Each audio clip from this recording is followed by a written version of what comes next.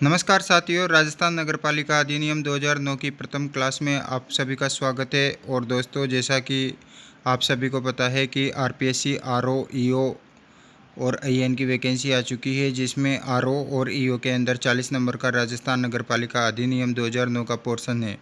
इसकी हम आज पहली क्लास शुरू करने वाले हैं और मैं आपसे चाहूँगा कि आप सभी लोग इन क्लासेज को देखें और रेगुलर बेस पे देखें।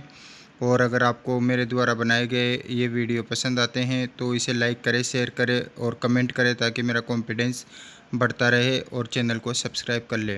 राजस्थान नगरपालिका अधिनियम 2009 एक बहुत बड़ा टॉपिक है दोस्तों। उससे पहले जब हम इसे शुरू करने वाले हैं, इससे पहले मैं आपसे ये निवेदन करना चाहूँगा कि हम कुछ टर्मिनोलॉजी यानी कुछ शब्दावली इसकी पढ़ लेते हैं और कुछ महत्वपूर्ण संस्थाएं हैं, कुछ महत्वपूर्ण पद हैं, उनके बारे में जानकारी कर लेते हैं। उसी के बाद में राजस्थान नगरपालिका अधिनियम 2009 की हम शुरुआत करेंगे, क्योंकि जब तक ये टर्मिनोलॉजी हमारे समझ में नहीं आएगी तब तक आप राजस्थान नगरपालिका अधिनियम 2009 के बारे में कुछ जान भी नहीं पाओगे। और तो उसी के अंदर हम शुरुआत करते हैं नगरीय स्वायत्त शासन। तो नगरीय स्वायत्त शासन जो क्या होता है, और उसके बाद ईओ आयुक्त, जो भी आप ये वैकेंसी देने वाले हो, इसका पद की क्या इम्पोर्टेंस है, ये सब हम जानेंगे। सबसे पहले हम बात करते हैं कि ईओ और आयुक्त की देश के अंदर क्या स्थिति है और ईओ आयुक्त के पास में क्या पावर होते हैं और इसकी क्या पोजीशन रहते हैं। जैसे हम बात करते हैं दोस्तों भौतिक प्रदेश की, तो आप जानते हो कि एक जो राज्य होता है, राज्य के अंदर एक जनप्रतिनिधि राज्य का सीएम होता है। सीएम मुख्यमंत्री होता है और उस जो सीएम होता है वो देश की जो राज्य की राजधानी होती है, सचिवालय, वहाँ पर बैठता है। और उसका साथ देने के लिए सरकार द्वारा नियुक्त वैतनिक पद पर जो सबसे बड़ा अधिकारी होता है वो राज्य का, वो होता है सीएस। सीएस को हम मुख्य सचिव भी बोलते हैं, चीफ सेक्रेटरी जिन्हें हम बोलते हैं। इस समय वर्तमान में राजस्थान के मुख्य सचिव उषा शर्मा जी है। इसके बाद जो शहरी निकाय होता है, शहरी निकाय के अंदर जो सबसे बड़ा जनप्रतिनिधि होता है शहरी निकाय का, वो होता है अध्यक्ष। उसके बाद में जो अध्यक्ष होता है और उसके बाद में सरकार द्वारा नियुक्त वैतनिक पद पर जो अधिकारी लगा होता है वो होता है ईओ और आयुक्त, जिसे एग्जीक्यूटिव ऑफिसर या अधिशासी अधिकारी बोलते हैं।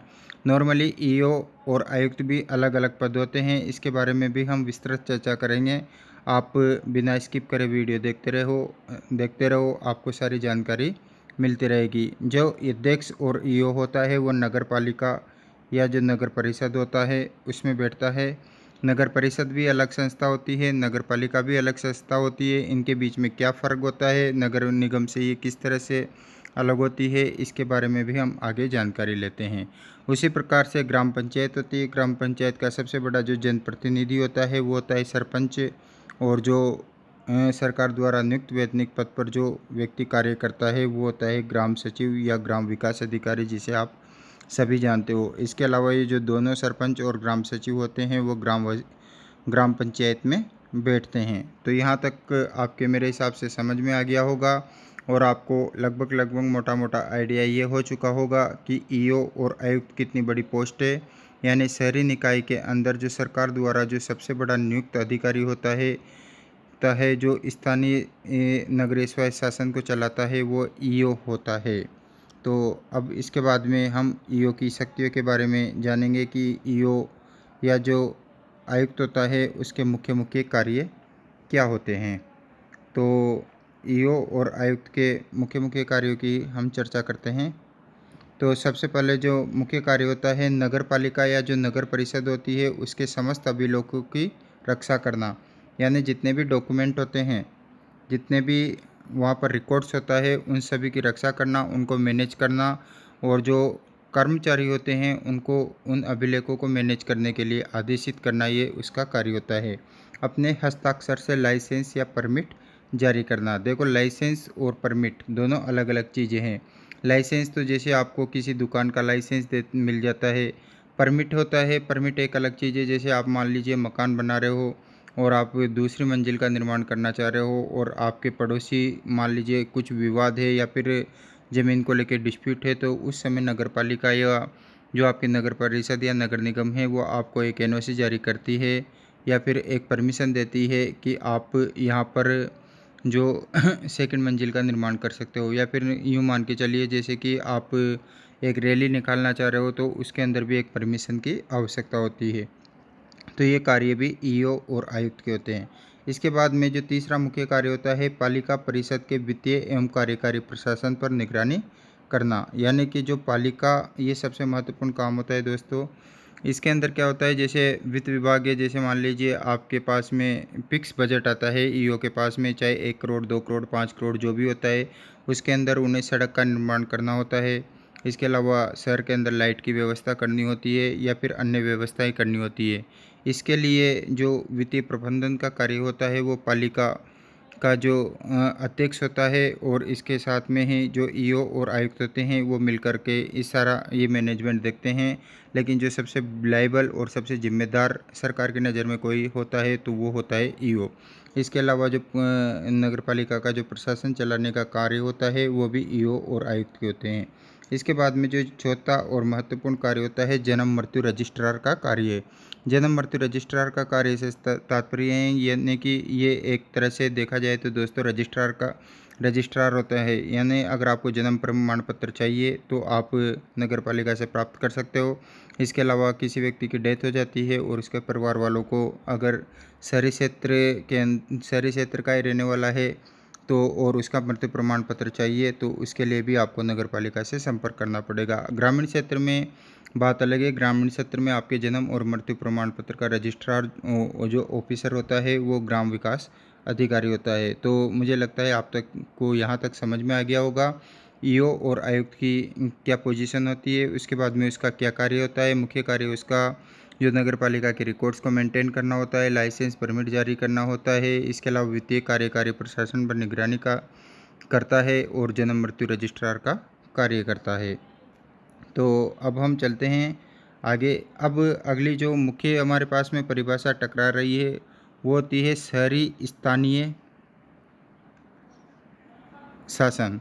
तो शहरी स्थानीय शासन क्या होता है, तो इसकी परिभाषा है शहरी क्षेत्र के लोगों द्वारा चुने प्रतिनिधि, है ना, से बनी सरकार जो कि शहरों के विकास का आधार है। यानी कि आप जैसे आप मान लीजिए एक जयपुर शहर में रहते हो तो आप जयपुर शहर में या फिर एक छोटे शहर में रहते हो, जैसे आप चाकसू में रहते हो तो चाकसू के अंदर क्या करोगे, आपके वार्ड पंच खड़े होंगे, जिन्हें वार्ड मेंबर बोलते हो, आप उनके वोट देंगे और वार्ड मेंबर आप नियुक्त करोगे। वार्ड मेंबर सब मिलकर के अध्यक्ष चुनते हैं, यानी कि जो शहरी क्षेत्र के लोगों द्वारा जो प्रतिनिधि चुने जाते हैं जो उसकी सरकार होती है तो उसे इस शहरी स्थानीय शासन कहते हैं।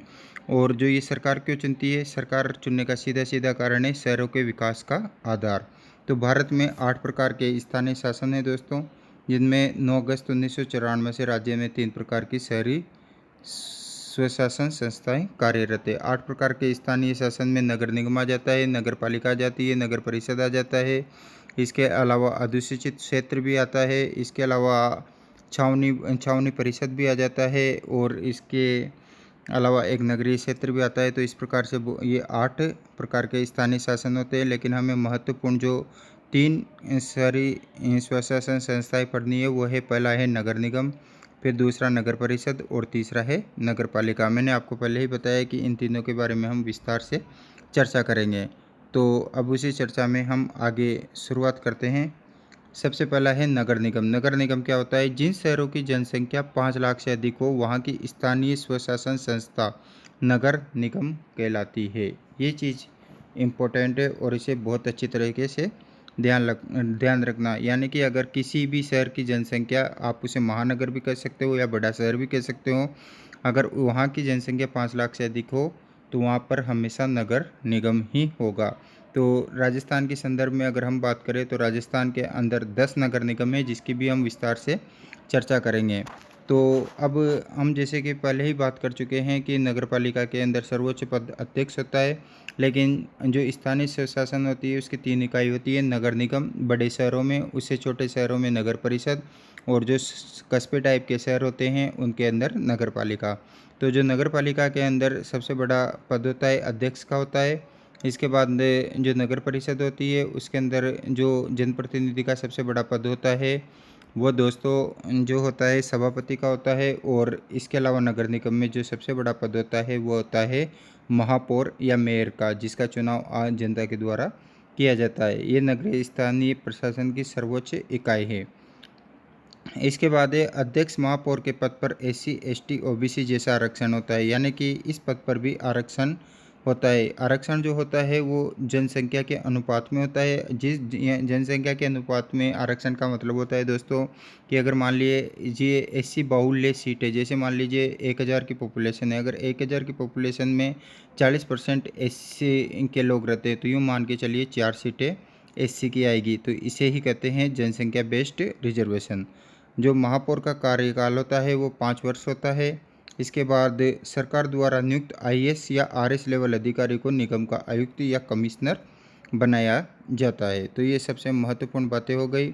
तो आपके मोटा मोटा नगर निगम का समझ में आ गया होगा कि जिन शहरों की जनसंख्या 5 लाख से अधिक है, नगर निगम का सर्वोच्च जनप्रतिनिधि पद महापौर का होता है, स्थानीय प्रशासन की सर्वोच्च इकाई होती है, और महापौर का कार्यकाल 5 वर्ष का होता है, और आईएएस आरएस लेवल के अधिकारी इसमें आयुक्त या कमिश्नर बनाए जाते हैं। अब आते हैं नगर निगम की आय के साधन। तो ये कुछ साधन हैं नगर निगम की आय के। पहला जो साधन है चुंगी कर वसूली, गृह कर और यूडी टैक्स, भूमि नीलामी, लीज। भूमि नीलामी और लीज दो अलग अलग शब्द है। जैसे नीलामी का मतलब होता है बिल्कुल फ्री करना, किसी ज़मीन को नीलाम करना। जैसे मान लीजिए आपने किसी 1 बीघा ज़मीन है, उसकी बोली लगा दी 50 लाख रुपए, तो वो नीलाम हो गई। उसमें फिर नगर निगम या जो भी संस्था होती है उसका कोई लेना देना नहीं होता। लीज कुछ वर्षों के लिए फिक्स रेट पर दूसरे को किराए पे दी जाती है। इसके बाद है रोड कटिंग और विज्ञापन होर्डिंग। तो ये कुल मिलाकर 7 मुख्य मुख्य नगर निगम के आय के साधन मैंने आपको बता दिए हैं। अब इसके बाद है राजस्थान में नगर निगम का स्वरूप। तो देखिए वर्तमान में दोस्तों राजस्थान के अंदर 10 नगर निगम है। कितने? 10। तो 10 नगर निगम के बारे में हम चर्चा करेंगे। तो जो सबसे पहला 10 नगर निगम को याद करने की मैं आपको एक ट्रिक बताता हूँ कि आपको अगर 7 संभाग याद है ना, तो फिर आपको नगर निगम भी याद हो जाएंगे। तो जो 7 संभाग के जयपुर, जोधपुर, कोटा, अजमेर, बीकानेर, उदयपुर और भरतपुर, इन सब में एक एक नगर निगम है। इसके अलावा जयपुर, जोधपुर और कोटा, इन दोनों जगह 2-2 नगर निगम है। ये चीज़ ध्यान रखना। आप मोटा मोटा इनकी स्थापना कब हुई इसकी भी जानकारी रखिए, क्योंकि आपके संविधान का भी पार्ट है दोस्तों। इसके अलावा भूगोल, इतिहास, कला, संस्कृति का भी पार्ट है, और जीके का भी पार्ट है, और ये नगर पालिका अधिनियम का भी पार्ट है। तो क्वेश्चन कहीं से भी बैठ सकता है। तो जो जयपुर के अंदर 1992-93 के अंदर नगर निगम की स्थापना की गई थी। जोधपुर में 92-93, कोटा में भी 92-93 में स्थापना की गई थी। अजमेर में 2008, बीकानेर में 2008, उदयपुर में 2013-14 और भरतपुर में 14 में नगर निगम की स्थापना की गई। इसके बाद जो जयपुर के अंदर होते हैं 2 नगर निगम की स्थापना 2008 में की गई थी, यानी कि पुनर्गठन करके 2 नगर निगम बनाए गए, जयपुर हेरिटेज और जयपुर ग्रेटर। इसके बाद जोधपुर में जोधपुर उत्तर, जोधपुर दक्षिण, और कोटा में कोटा उत्तर, कोटा दक्षिण। जयपुर हेरिटेज में 100 वार्ड है और 150 वार्ड ही जयपुर ग्रेटर के अंदर है। जोधपुर उत्तर में 80 वार्ड है, 80 वार्ड ही जोधपुर दक्षिण में है। 70 वार्ड कोटा उत्तर में है, और कोटा दक्षिण में भी 70 वार्ड है। तो ये मोटा मोटा आइडिया है, आपको इन्हें रटने की ज़रूरत नहीं है। मोटा मोटा आपको इतना याद रखना है कि कितने नगर निगम है, कहाँ कहाँ नगर निगम है, और सबसे ज़्यादा वार्ड जयपुर ग्रेटर में स्थित है। तो इसके बाद अब जो मुख्य दिमाग में आपके क्वेश्चन आ रहा होगा कि जयपुर, जोधपुर और कोटा के अंदर आखिर ऐसी क्या ज़रूरत पड़ गई कि वहाँ पर 2-2 नगर निगम की स्थापना 2008 में की गई। तो उसका सबसे बड़ा कारण है 10 लाख से अधिक आबादी। तो इन 3 शहरों की आबादी 10 लाख से अधिक है, इसलिए जयपुर और जोधपुर और कोटा के अंदर पुनर्गठन कर 2 निगम बनाए गए। दोस्तों ये मेरे हैंड रिटन नोट्स है, और मेरे हैंड रिटन नोट्स में 3-4 बुक से काफ़ी स्टडी करने के बाद बनाता हूँ। तो आप इनको साथ के साथ अगर अपने खुद के नोट्स बनाना चाहे तो खुद के नोट्स भी धीरे धीरे आप बना सकते हो। अब अगला जो हमारा पॉइंट आता है नगर परिषद का। हमने नगर निगम पढ़ लिया, 5 लाख की आबादी। अब नगर परिषद की बात करते हैं हम दोस्तों। तो नगर परिषद के अंदर 1 लाख से 5 लाख तक की आबादी वाले क्षेत्र में नगर परिषद की स्थापना की जाती है। मुख्यतः नगर परिषद देखा जाए तो मोटा मोटा या तो कोई बड़ा शहर हो या जिला लेवल का शहर हो, वहाँ पर ही की जाती है। तो इस समय वर्तमान में 34 नगर परिषद है राजस्थान में। ये चीज़ सबसे इम्पोर्टेंट है, ये 34 नगर परिषद है। ये दो, इसके बाद में नगर परिषद के अंदर जनता वयस्क मताधिकार द्वारा सदस्यों का चुनाव कर परिषद का निर्माण करती है। यानी कि जो आप जिसे वार्ड मेंबर बोलते हैं, उसे नॉर्मली जब अगर हम नगर पालिका की बात करते हैं तो वहाँ पर वार्ड मेंबर होता है, लेकिन जब हम नगर परिषद की बात करते हैं तो उस केस के अंदर उन्हें वार्ड मेंबर नहीं बोले जाते हैं, उस केस के अंदर उनको पार्षद बोले जाते हैं। तो ये पार्षदों का जनता चुनाव करती है। 18 साल से अधिक के जो व्यक्ति होते हैं वो पार्षदों का चुनाव करते हैं प्रत्येक वार्ड के अंदर, और ये जो सारे पार्षद होते हैं उनको मिलकर परिषद बनता है। इसीलिए जो परिषद के जो सारे पार्षद मिलकर परिषद बनाते हैं। तो ये दोनों शब्द एक दूसरे के लगभग समकक्ष है, पार्षद से ही परिषद बनता है। और जो सदस्य या पार्षद होते हैं दोस्तों, वो अध्यक्ष या सभापति बनाते हैं। इस चीज़ का ध्यान रखना। नगर पालिका क्षेत्र में सदस्य अध्यक्ष बनाते हैं और पार्षद होते हैं जो सभापति बनाते हैं। तो इसके बाद में हम आगे बढ़ते हैं। इसके बाद नगर पालिका या नगर पंचायत। नगर पालिका को एक चीज़ ध्यान रखना दोस्तों, नगर पंचायत भी कहते हैं। ये अपने राजस्थान में नहीं कहते, लेकिन जैसे बाहर के जो स्टेट है वहाँ पर इसे नगर पंचायत भी पुकारा जाता है। 20,000 से 1 लाख तक की आबादी। हमने देखा नगर निगम के अंदर जो आबादी है वो होगी 5 लाख से ऊपर। नगर परिषद के अंदर 1 लाख से 5 लाख और 20,000 से 1 लाख की आबादी की जनसंख्या वाले क्षेत्रों में नगर पालिका या नगर पंचायत की स्थापना की जाती है। तो इसके अंदर भी नगर पालिका जो बोर्ड होता है वो 3 तरह का होता है, द्वितीय श्रेणी, तृतीय श्रेणी और चतुर्थ श्रेणी। तो द्वितीय श्रेणी के अंदर 50,000 से 99,000 आबादी वाले क्षेत्र में द्वितीय श्रेणी की नगर पालिका बोर्ड की स्थापना की जाती है। 25,000 से 49,999 आबादी वाले क्षेत्र में नगर पालिका बोर्ड तृतीय श्रेणी की स्थापना की जाती है। और 25,000 से कम जनसंख्या या आबादी वाले क्षेत्र में चतुर्थ श्रेणी के नगर पालिका बोर्ड की स्थापना की जाती है। वर्तमान में कुल 169 नगर पालिका राजस्थान में एग्जिस्ट होती है।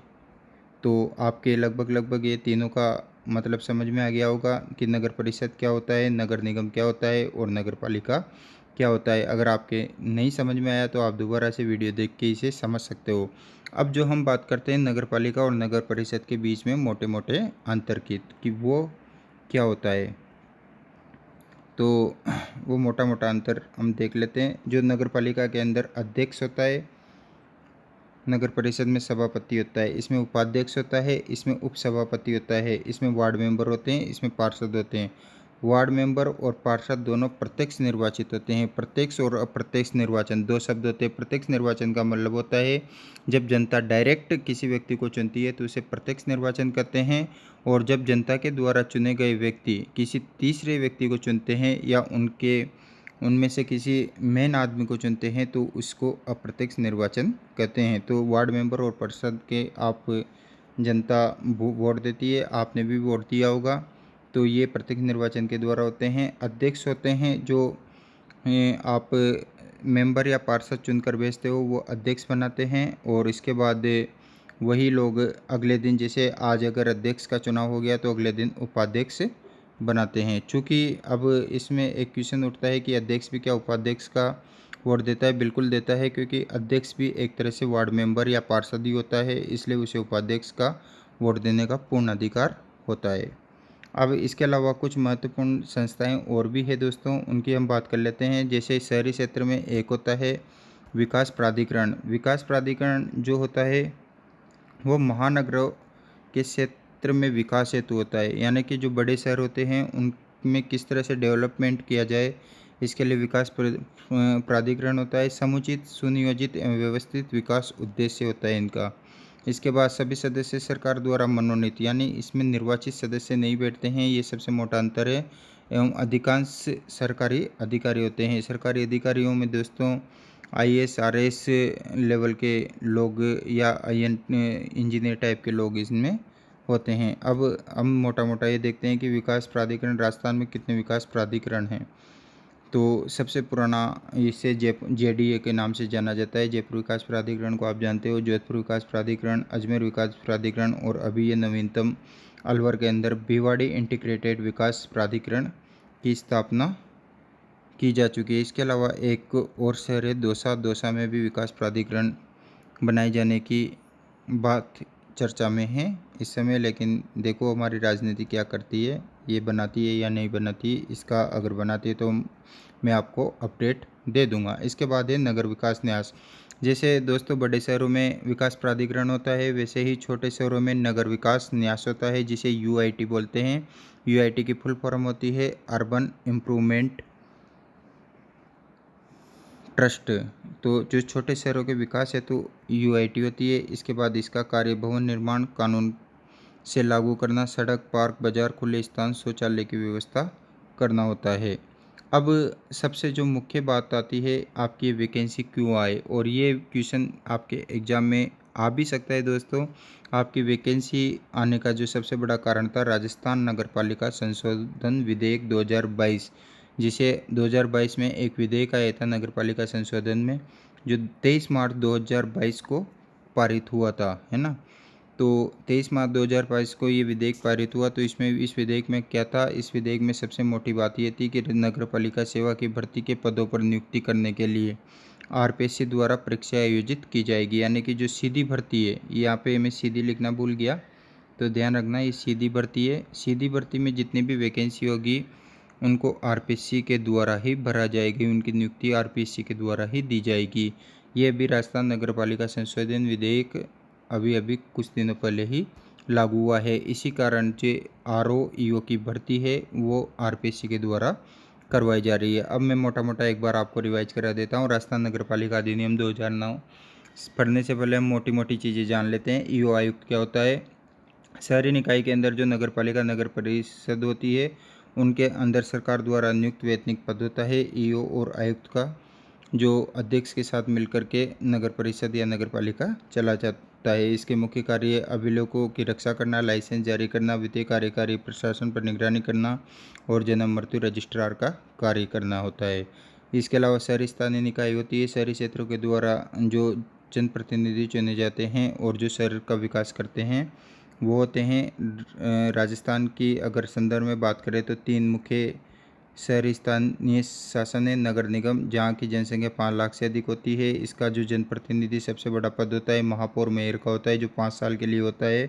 इसके बाद में इसके नगर निगम की आय के ये 7 साधन है: चंगी कर वसूली, गृह कर, यूडी टैक्स, भूमि नीलामी, लीज, रोड कटिंग, विज्ञापन होर्डिंग।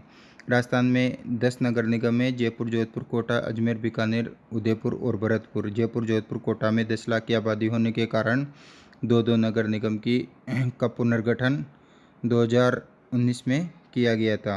सबसे ज़्यादा वार्ड जयपुर ग्रेटर के अंदर 150 वार्ड है। इसके बाद नगर परिषद, 34 नगर परिषद है राजस्थान में। 1 लाख से 5 लाख तक की आबादी वाले क्षेत्र में नगर परिषद होता है। जनता व्यस्त मताधिकार द्वारा सदस्यों का चुनाव कर परिषद का निर्माण करती है। सदस्य या पार्षद सभापति का निर्माण करते हैं। नगर पालिका 20,000 से 1 लाख की आबादी वाले क्षेत्र में बनती है। द्वितीय, तृतीय और चतुर्थ श्रेणी की 3 तरह की नगर पालिका होती है, जिनमें 50,000 से 99,000 की द्वितीय श्रेणी की, 25 से 49,999 की तृतीय श्रेणी और 25,000 की चतुर्थ श्रेणी की। कुल नगर पालिका 169 है। नगर पालिका के अंदर वार्ड मेंबर और नगर परिषद में पार्षद प्रत्यक्ष निर्वाचन द्वारा निर्वाचित होते हैं और अध्यक्ष, उपाध्यक्ष, सभापति, उपसभापति अप्रत्यक्ष निर्वाचन के द्वारा निर्वाचित होते हैं। विकास प्राधिकरण, बड़े शहरों में विकास है तो विकास प्राधिकरण बनाया जाता है। इसमें जो सदस्य होते हैं वो मनोनीत और सरकारी अधिकारी होते हैं। 4 विकास प्राधिकरण हैं: जयपुर विकास प्राधिकरण, जोधपुर, अजमेर और भिवाड़ी। नगर विकास न्यास, जो छोटे शहरों में विकास हेतु ये जैसे बाजार, खुले स्थान, शौचालय की व्यवस्था करने के लिए यूआईटी की स्थापना की जाती है। नॉर्मली अगर देखा जाए तो जो अर्बन लोकल बॉडी की वेबसाइट है उसके अनुसार 14 यूआईटी उसमें मेंशन की हुई है। और इसके बाद जो वैकेंसी का सबसे बड़ा कारण रहा राजस्थान नगर पालिका संशोधन विधेयक 2022, जिसमें सीधी भर्ती के द्वारा आरपीएससी ही नियुक्तियाँ देगी। यही राजस्थान नगर पालिका विधेयक 2022 था। अब अगला जो हम टॉपिक पढ़ेंगे कि नगर पालिका और संविधान, इन दोनों के बीच में क्या संबंध है और किस तरह से इन संविधान के द्वारा नगर पालिका बनाई गई और नगर पालिका में क्या क्या अधिनियम है, नगर पालिका किस अनुच्छेद, कौन से अनुच्छेद संसद इसमें संविधान में पढ़ते हैं, ये हमारी अगली क्लास होगी। अगर आज आपको ये मेरी क्लास पसंद आई हो तो लाइक करें, कमेंट ज़रूर करें कि मैं अगला वीडियो बनाऊं या नहीं बनाऊं, और आशा करता हूं कि मेरी आप रेगुलर क्लास लोगे और आपको इस वैकेंसी में सफलता मिलेगी। चैनल को सब्सक्राइब ज़रूर करें। Thanks for watching my video.